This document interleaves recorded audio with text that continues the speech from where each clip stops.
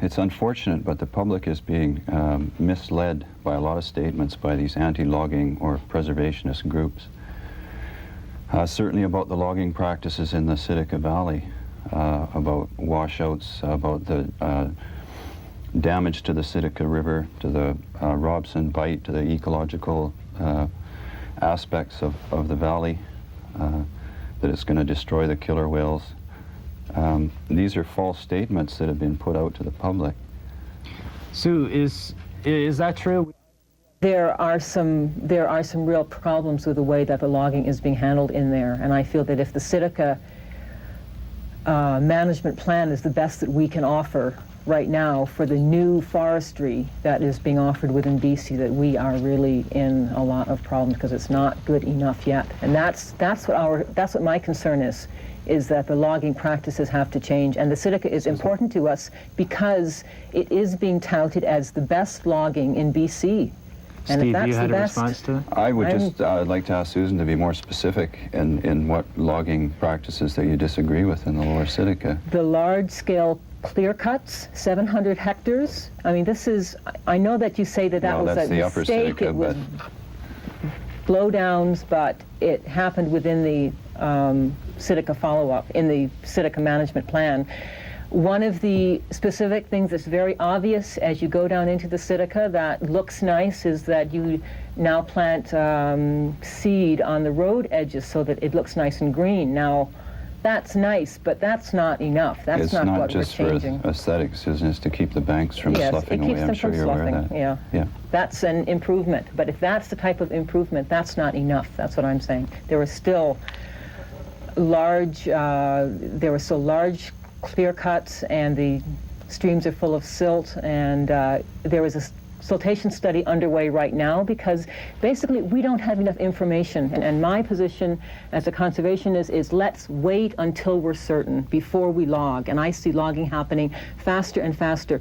Half of all of the logging that has happened within BC since logging started, whenever you would measure back to, I don't know if it's 1890 or when they started counting, has happened in the last 13 years. Now, we are logging faster and faster. Susan, there's been logging in Johnson Strait for over 100 years. The killer whales have been coming there, I'm sure, a lot longer than that. If it was harming the killer whales, wouldn't it have done so in the past 100 years?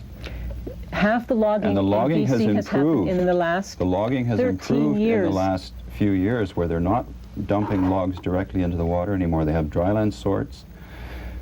It's not as detrimental as it would have been in the past. The killer whales are still coming there. They are don't seem still bothered by the logging. There are less. Killer whales have been seen to be rubbing up against the booming grounds. This report, the Johnson Strait Whale Report, and this report, Impact on Killer Whales, from David Briggs, says, this one especially says there are less whales coming. Now, we don't know why yet. Perhaps, that's what he says. It doesn't specify Robson Bight, it specifies Johnson Strait. He specifies Robson Bight, and this one specifically, this is only Robson Bight. In May of 1990, a joint federal-provincial committee was struck with the Department of Fisheries and Oceans and the Ministry of Parks. The Johnson Strait Killer Whale Committee was mandated to assess the importance of Johnson Strait and Robson Bight to the killer whales and the impact of human activities on killer whales and their environment. Recommendations were to be made that would guarantee the continued presence of killer whales in Johnson Strait and at Robson Bight. In June of 1992, the long-awaited Johnson Strait Killer Whale Committee recommendations were released. Among them was a call for an immediate 5-year moratorium on all forest harvesting activities in the lower Tsitika below Catherine Creek and the entire Schmidt Creek drainage. This was called for because of the concern over how logging could potentially increase sediment delivery to Robson Bight, as well as impact on fish habitat. The recommendations go a long way with proactive suggestions, but fall short in the areas recommended for moratorium. Catherine Creek is one of the largest tributaries of the Tsitika River.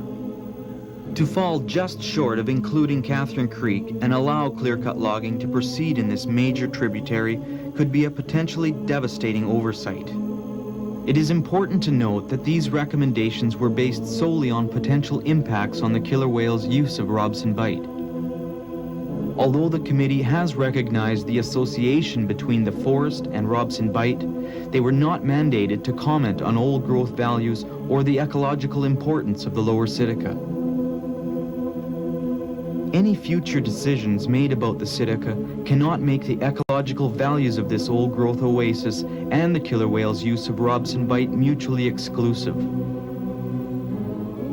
We have not truly progressed until the lower Tsitika ecosystem, which extends from its mountaintops to its shores and estuary, is fully protected from any further industrial development.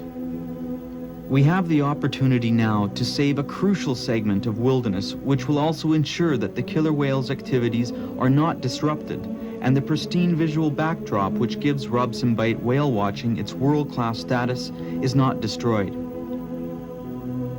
Help keep the ancient forest wilderness and the mysterious whale rendezvous beaches safe for centuries to come.